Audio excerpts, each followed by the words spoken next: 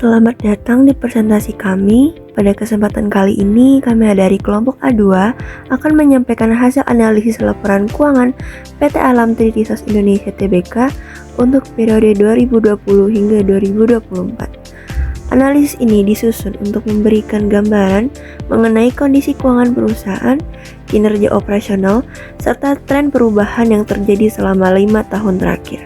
Sebelum itu, perkenalkan kami dari kelompok A2 yang terdiri dari 6 anggota, yaitu Fuaditya Hasnaca Herini, Dewi Ayuningrum Jatmiko, Badriya Loceni Waita, Libra Yuna Alfiani, Amanda Matruti, dan Victory Dias Arauna. Ruang lingkup analisis yang kami lakukan adalah pertama, data yang kami gunakan berasal dari laporan posisi keuangan, laporan laba rugi, arus kas, dan rasio keuangan periode 2020 hingga 2024. Kedua, analisis difokuskan pada aspek likuiditas, solvabilitas, profitabilitas, efisiensi operasional, arus kas, dan struktur ekuitas. Tujuan dari analisis ini adalah memberikan gambaran fundamental perusahaan di tengah kondisi industri pertambangan yang dinamis. Selanjutnya, kami akan masuk ke pembahasan analisis secara lebih rinci. Pada bagian ini, kita akan membahas mengenai likuiditas perusahaan. Berdasarkan hasil analisis tahun 2024, likuiditas perusahaan terlihat meningkat sangat tajam dengan indikator mencapai 101%. Namun, peningkatan ini tidak berasal dari kinerja operasi inti sehingga perlu dilihat secara lebih mendalam.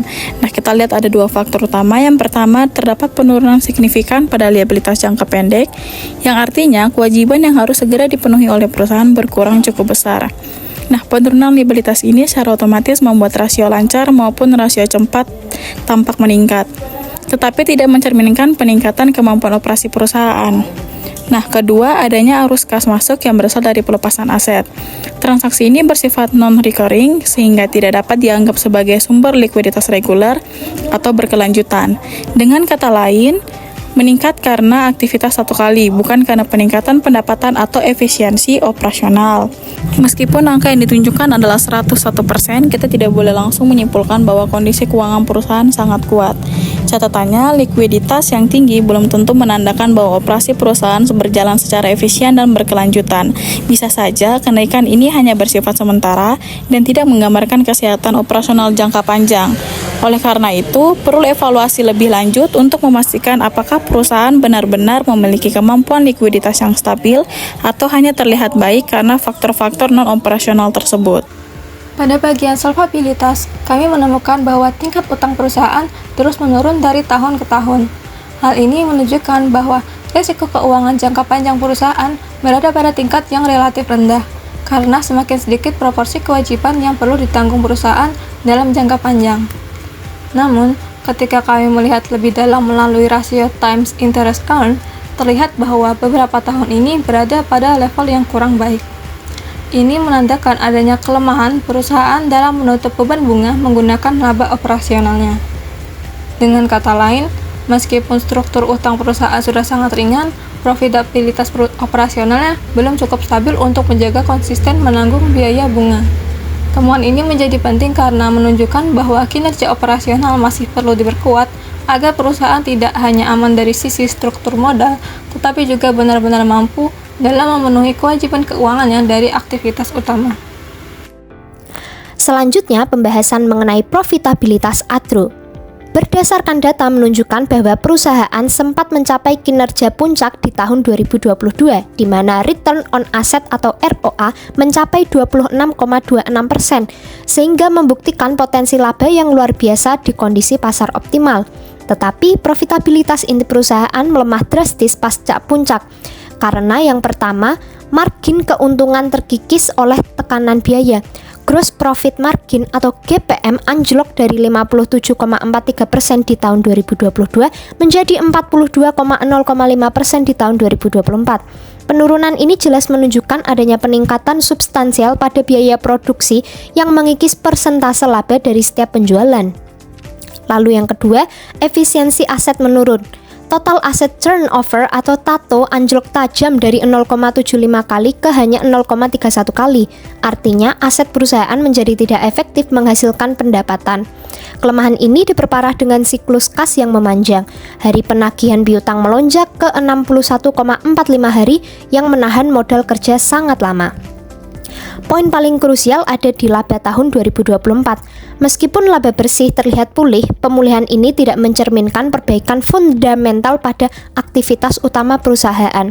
Angka laba yang tinggi tahun 2024 sangat dipengaruhi oleh kontribusi dari operasi yang dihentikan atau pelepasan aset besar. Ini adalah laba non berulang yang perlu diwaspadai karena tidak didukung oleh perbaikan margin dari penjualan normal. Kesimpulannya, perbaikan laba di tahun 2024 bersifat semu. Tantangan utama Atro adalah memulihkan gap PM dan TATO dari bisnis inti.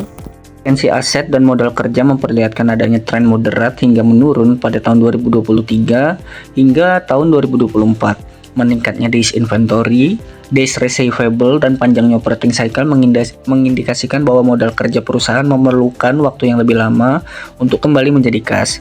Perputaran aset yang menurun turut memperlama kemampuan perusahaan menghasilkan penjualan dari total aset yang dimiliki. Kondisi ini berdampak pada melemahnya arus kas operasi dan menunjukkan bahwa efektivitas operasional menjadi salah satu tantangan utama yang harus segera ditangani. Selanjutnya kita masuk pada cash flow analysis, terkhususnya pada tahun 2024.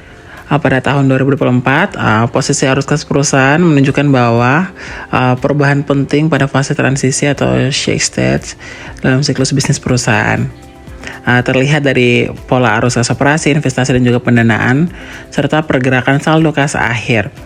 Untuk arus kas operasi sendiri itu mengalami ketidakstabilan karena tahun 2021 naik signifikan, kemudian 2022 berada di puncak, terus kemudian 2023 mengalami penurunan yang sangat signifikan, terus tahun 2024 naik lagi tetapi tidak setinggi tahun 2022, berarti menunjukkan bahwa fluktuasi bahwa kinerja operasi perusahaan tidak konsisten. Kemudian untuk arus kas investasinya sendiri juga positif pada tahun 2024, atau sumbernya bukan dari ekspansi tetapi dari divestasi.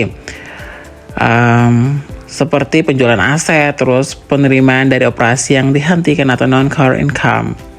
Terus kemudian untuk arus kas pendanaan sendiri pada tahun 2024 sangat negatif.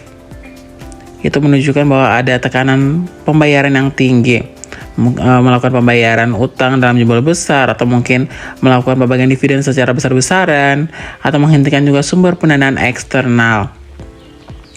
Sehingga kas akhir tahun 2024 itu disimpulkan bahwa bukan berasal dari operasi berkelanjutan, karena saldo kas akhir 2024 memang tercatat 1.405.918, namun sebagian kas tersebut bukan berasal dari kegiatan operasional utama, melainkan dari penjualan aset dan penerimaan dari operasi yang dihentikan. Tambahan juga dengan pengurangan investasi, bukan ekspansi. Jadi kesimpulannya, arus kas operasi itu tidak stabil, kemudian juga arus kas investasi positif karena perusahaan menjual aset dan menerima kas dari operasi yang dihentikan. Terus arus kas pendanaan sangat negatif, mengindikasikan bahwa pembayaran kewajiban besar dan atau restrukturisasi pendanaan. Jadi perusahaan berada di fase transisi atau shake stage, menandakan adanya penyesuaian strategis atau tekanan likuiditas. Kesimpulan umum kondisi keuangan. Secara keseluruhan, kondisi keuangan perusahaan masih stabil dari sisi likuiditas dan struktur pemodalan. Namun, perusahaan menghadapi beberapa tantangan utama, yaitu efisiensi operasional masih rendah, siklus modal kerja semakin panjang, dan perputaran aset terus melemah. Selain itu, perusahaan masih cukup bergantung pada transaksi non-operasional sebagai sumber kas dan laba. Untuk prospek jangka panjang, perusahaan perlu memperbaiki manajemen modal kerja, mengoptimalkan penggunaan aset, menjaga profit margin, serta memastikan aktivitas operasional menjadi sumber pendapatan yang berkelanjutan.